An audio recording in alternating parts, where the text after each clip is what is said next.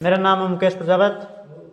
आज double door refrigerator के working method और वायरिंग के बारे में जानेंगे। यह है डबल डोर, जिसका एक तो ऊपर का कैबिनेट है, एक है नीचे का कैबिनेट। ऊपर के कैबिनेट में जो अपन को आइस जमाना हो, कूलिंग वाला जो मेन है वो ये है। नीचे भी है जो इसमें डक्ट के द्वारा, यहाँ पे एक एवापोरेटर फैन लगा हुआ है जो डक्ट के द्वारा ये हवा नीचे वाले केबिन में जाती है। जो नॉर्मल टेम्परेचर है इसका, जिसमें सब्जियों का रखने का किरचिप है, शेलव है, जिनको अलमारियाँ बोलते हैं, इसका टेम्परेचर अलग अलग होता है दोनों का। क्योंकि इसमें ऊपर है थर्मोस्टेट, नीचे भी है जिसमें फैन चलाना हो, बंद करना हो, वो ऑटोमेटिकली है सब कुछ। ये है डबल डोर। जो इसकी वायरिंग इस तरह की है, जो मेन सप्लाई है वो ये है। इसमें डोर स्विच लगा हुआ है, बल्ब लगा हुआ है। ये डोर स्विच और बल्ब जो नीचे की तरफ बल्ब लगा हुआ है और डोर स्विच है वो ये। ऊपर के में बल्ब नहीं है क्योंकि ये आइस वाला भाग है। और नीचे के में अपन जो सामग्री देखने के लिए रखते हैं, तो इसमें ये डोर स्विच लगा हुआ है, ये स्विच लगा हुआ है। वहाँ पे बल्ब लाइट लगी हुई है जो इस केबिन में पूरे में रोशनी दे। उसके बाद जो फेस जाएगा वो जाएगा थर्मोस्टेट में। तो थर्मोस्टेट का काम है इसका टेम्परेचर एडजस्ट करना, कितना है, कंट्रोलिंग डिवाइस है जिसका ये रहा थर्मोस्टेट, जिसमें इसको अपन को कितना टेम्परेचर क्या रखना है वो है। और उसके बाद है टाइमर है जो इसके पीछे लगा हुआ है, जो 8 से 12 घंटे तक कार्य करेगा, कंप्रेसर को चलाएगा। और टाइमर ही हीटर को चलाएगा, टाइमर के द्वारा ही चलाएगा। क्योंकि पहले अगर कंप्रेसर चल रहा है 8 घंटे 10 घंटे कंप्रेसर चला, एवापोरेटर फैन इसी के साथ चलता है जो पूरे केबिन में एक जैसा कूलिंग बनाए हुए रखेगा।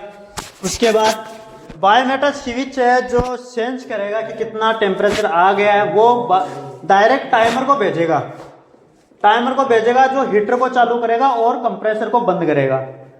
अब ये 10 से 15 मिनट तक हीटर को ऑन रखेगा। जो इस एवापोरेटर की जो कॉइल है, यहाँ पे जो इसके पीछे जो कॉइल है उस पर ब्रश जमी हो, उसे पिघालने का काम एक हीटर का काम है।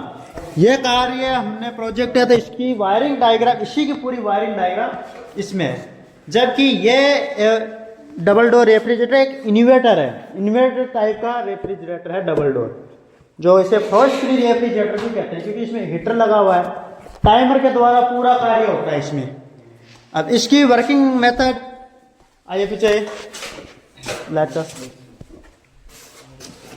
साइड हो गया।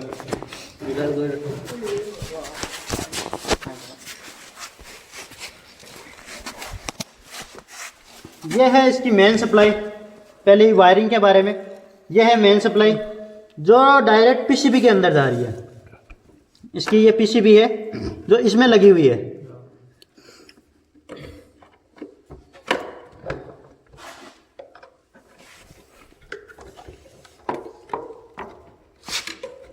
खोलो इसे, चोड़ रहे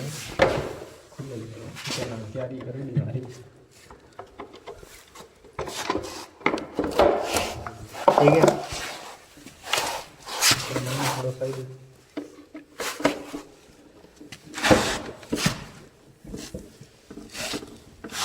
ये इसका पीसीबी बॉक्स है जिसमें मेन वायरिंग यहाँ पे आ रही है। पहले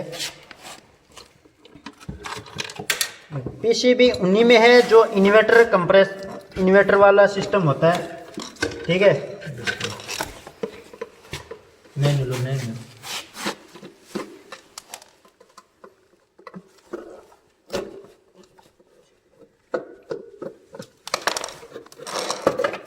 देखो ये है इन्वर्टर का, जो इसी की डबल डोर रेफ्रिजरेटर की पीसीबी। सारा संकेत यहाँ से होता है। इसको देखो यहाँ से ये आ रहा है, जो डायरेक्ट वहाँ पे जैसे वायरिंग जा रखी है वैसे इसमें, परंतु इसमें एक्स्ट्रा है पीसीबी। क्योंकि जो इन्वर्टर होता है इसमें कंप्रेसर इन्वर्टर में, ये इन्वर्टर नॉन इन्वर्टर में ये एक महत्वपूर्ण इसका डिफरेंट है कि जो इन्वर्टर होता है इसमें कंप्रेसर की स्पीड कंट्रोल होती है ऑटोमेटिकली, जैसे लाइट आ रही है वैसे कूलिंग हो रही है वैसे, परंतु ये डायरेक्ट होता है जिसमें एक ही फिक्स रहती है उसकी स्पीड। तो अब देखो इसकी रनिंग, स्टार्टिंग और कॉमन, इसके 3 टर्मिनल है।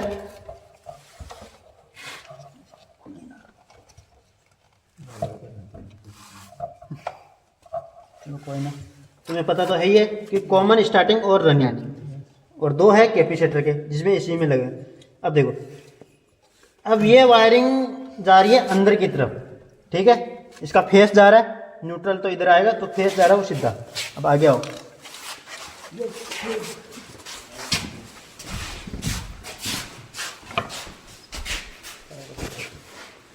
ये है ऊपर कूलिंग का भाग,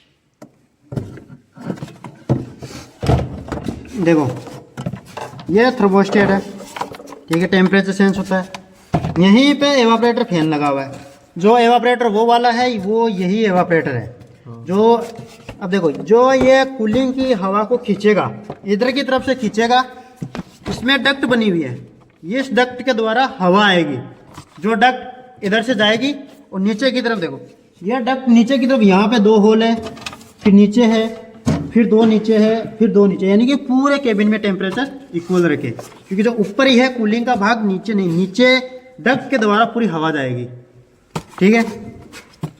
पकड़ने से जो वहां से डायरेक्ट आ रही है थर्मोस्टेट, जो उसमें लगा हुआ है, फ्यूज है, ये रहा फ्यूज, ठीक है, ये है हीटर, इसका ये हीटर का वायर है, तो यहाँ से लेके यहाँ पे भी जा रहा है। नीचे जो एक ट्रे का रूप बना हुआ है, जो पानी आता है वो इसके नीचे स्टोर होता है, जो बर्फ में अगर चेंज होता है तो उसे वापस पिघालने के लिए हीटर का वायर लगा हुआ है, ठीक है। अब इसका वर्किंग मेथड आइए,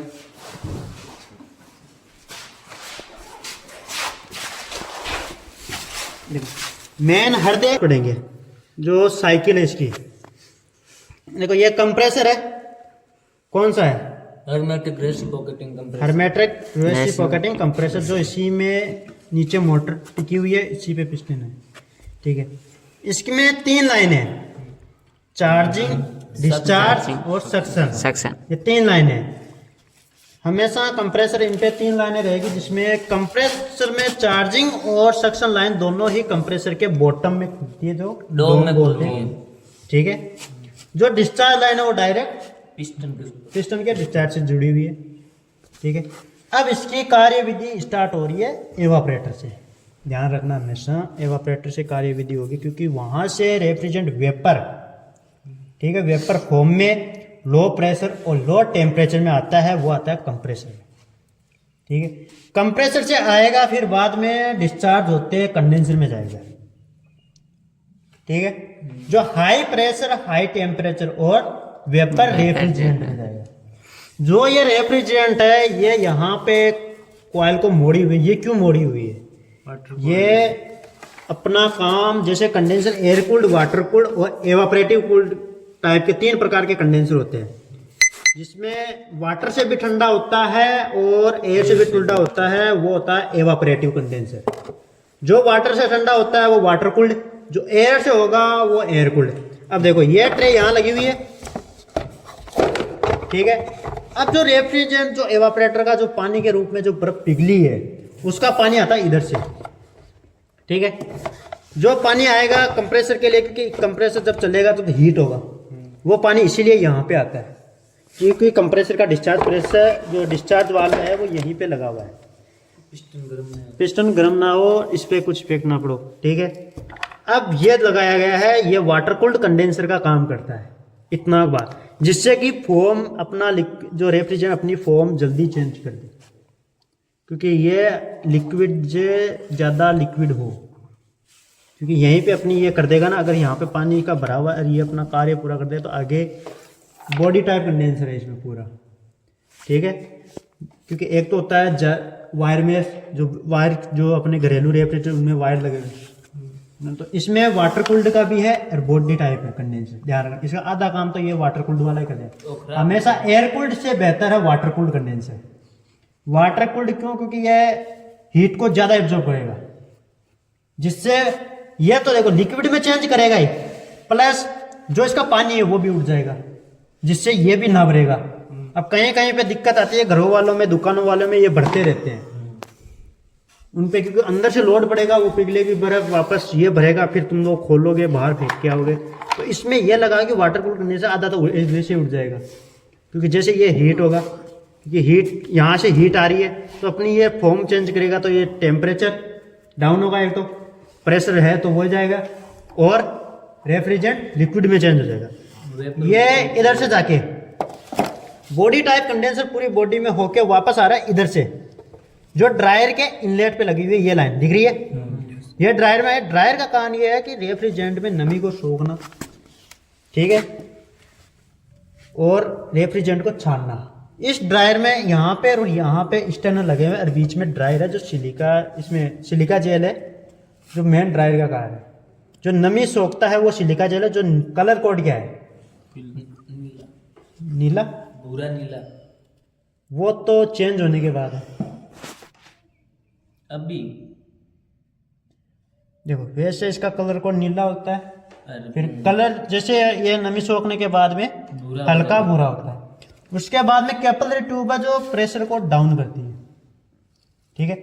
ये हमेशा, ये देखो, ये हमेशा सक्शन के अटैच से होके जाएगी, जो हीट एक्सचेंजर का काम करती है। हीट आपस में आदान ये तुम्हें पता है, वीसीआर साइकिल में भी बताया था कि जो सक्शन और कैपिलरी ट्यूब है ये दोनों आपस में जाएगी तो हीट एक्सचेंजर, यानी कि हवा को आदान प्रदान करेगी, नहीं, इसकी जो हीट है आदान प्रदान करेगी, दोनों की एक्सचेंज करेगी। जो कैपिलरी है वो पूर्णतः लिक्विड हो जाएगी, जो एवापोरेटर से जो आ रही है वो पूर्णतः वेपर हो जाएगी। अब ये जा रही है कैपिलरी इनलेट में।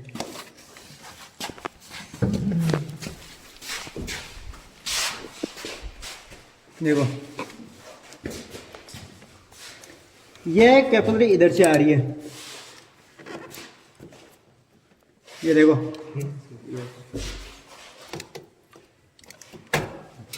ये देख लो, ये आ रही है कैपिलरी जो एवापोरेटर के इनलेट पे है, ठीक है।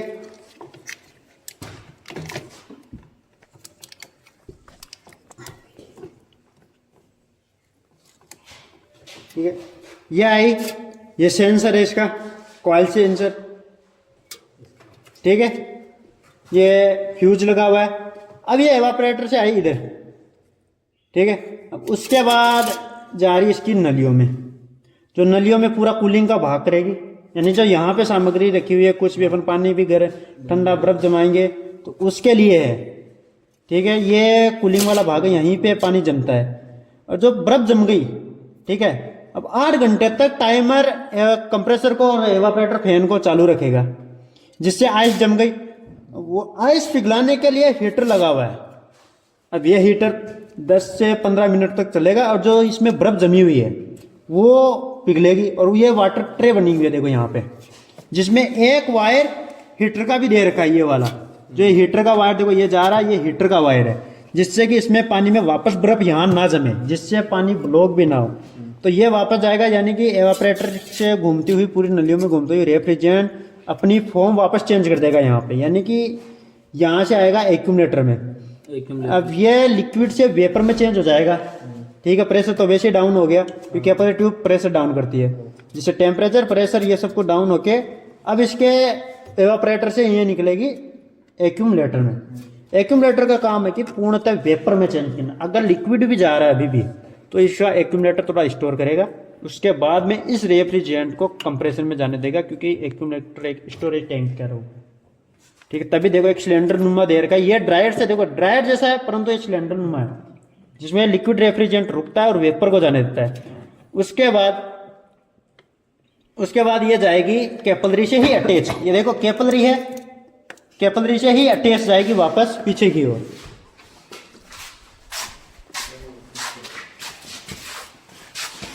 जो ये कैपिलरी मैंने बता दी कि अटैच होके जा रही है, तो ये कैपिलरी वापस आ रही है सक्शन के रूप जो एवापरेटर के आउटलेट है एक्यूमुलेटर के बाद में ये सक्शन लाइन यहाँ पे आके कंप्रेसर के डोम में खुल रही है।